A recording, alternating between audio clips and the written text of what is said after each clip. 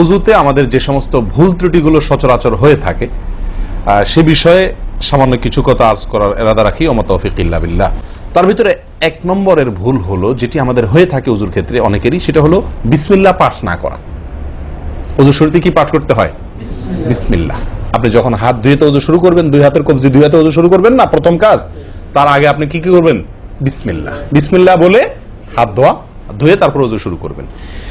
বহু লোক আছি আমরা, অজুখানায় ওই গল্প করতেছি, আড্ডা মারতেছি, কথাবার্তা বলতেছি, এই বলতে বলতে অজু শুরু করে দিচ্ছি। তাহলে বিসমিল্লাহ কখন পড়তেছি?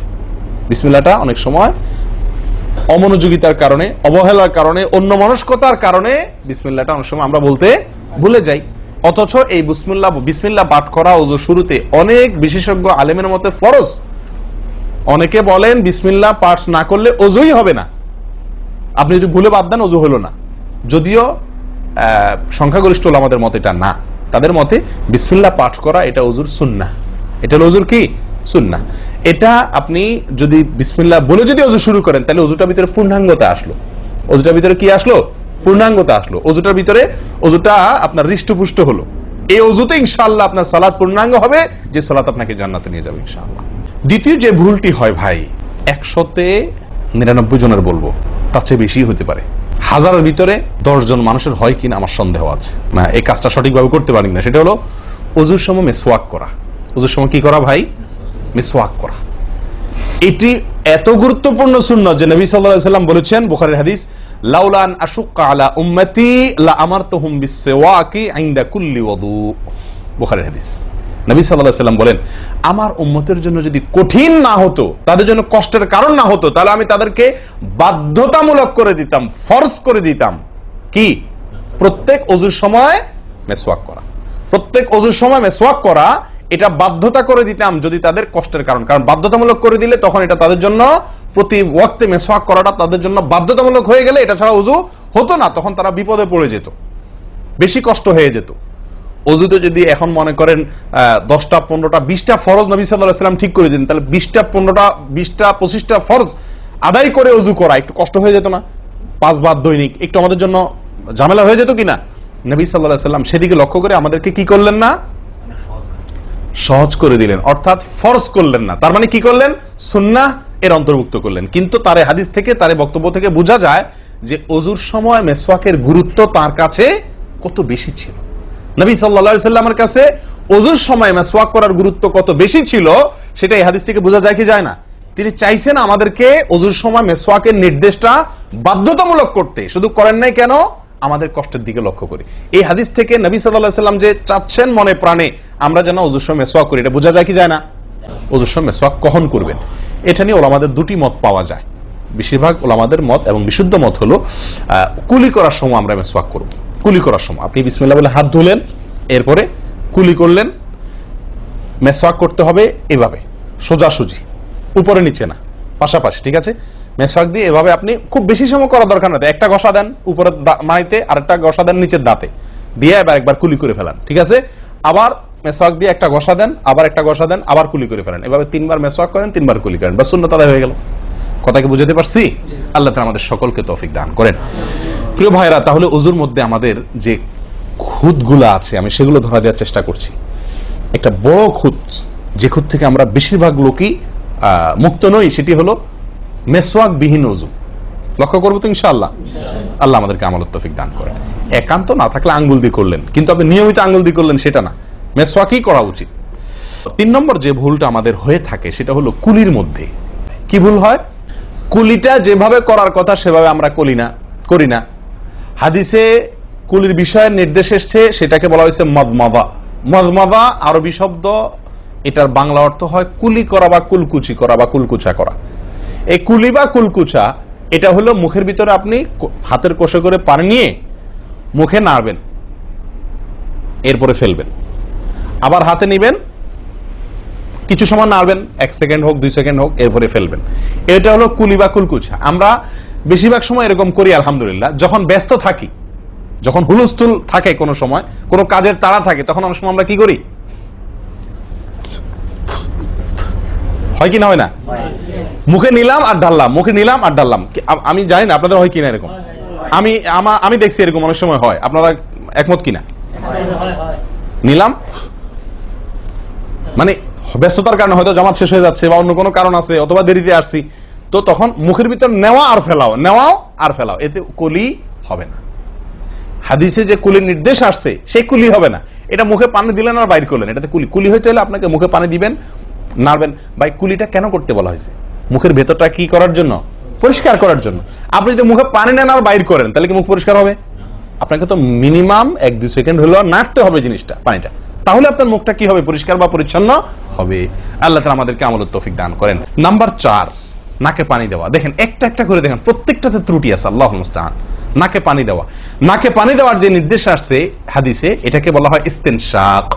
ইস্তেনশাক, ইস্তেনশাক আরবি ব্যাকরণ অনুযায়ী এটা বাবে ইস্তিফআলের মাসদার বা ক্রিয়ামূল, যেটার মধ্যে এক্সট্রা ভাবে টানা, আকর্ষণ করার অর্থ যার মর্মের ভিতরে আছে। তো ইস্তেনশাক শব্দের মূল অর্থ হলো পানি টানা, নাকে পানি টানা। আমরা নাকে পানি টানি না, দেইও না। ধান খেতে পানি দেওয়া হয়, আর লাল শাকের খেতে পানি ছিটানো হয়, ঠিক না বেঠিক?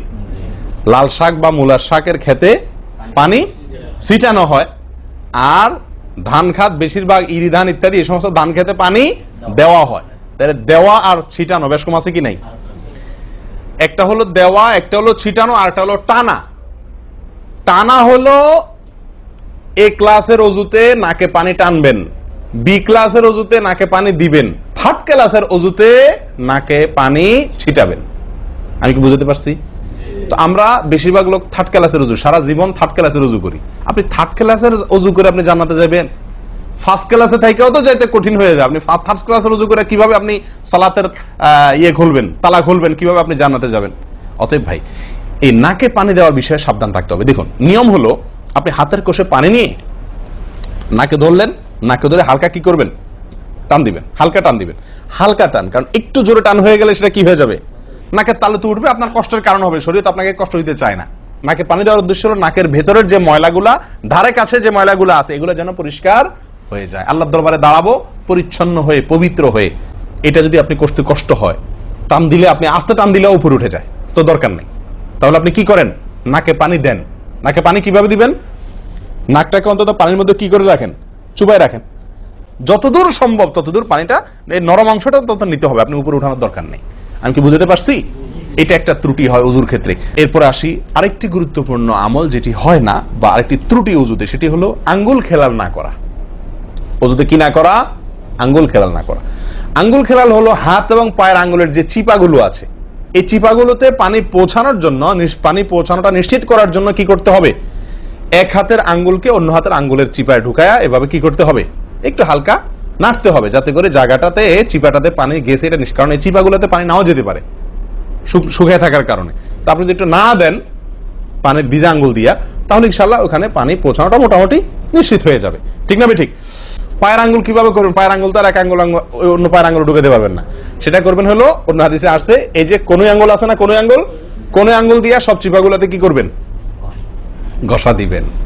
কনুই আঙ্গুল দিয়া আপনার সব পায়ের আঙ্গুল চিপাগুলোতে ঘষা দিবেন। ভাই, আরেকটি বড় ভুল, এটাও বিশাল বড় ভুল, সেটা হলো পানি অপচয় করা। পানি অপচয় করা, আল্লাহ মাফ করেন, এটা থেকে মুক্ত আমরা কেউই না বোধ হয় এই যুগে। পানি অপচয় ওযুর সময়। ভাই, আমাদের ওযুতে কত পানি লাগে? আপনি যদি, আমরা তো বেশিরভাগ লোক এখন ট্যাপে ওযু করি না, আপনি যে ট্যাপটা ব্যবহার করেন, ওই ট্যাপের নিচে যদি একটা কি রাখেন, বালতি রেখে দেন, আপনি ওযু করার শেষে লক্ষ্য করে দেখেন, একটা খালি বালতি যদি রাখেন, কি পরিমাণ পানি পড়বে আনুমানিক?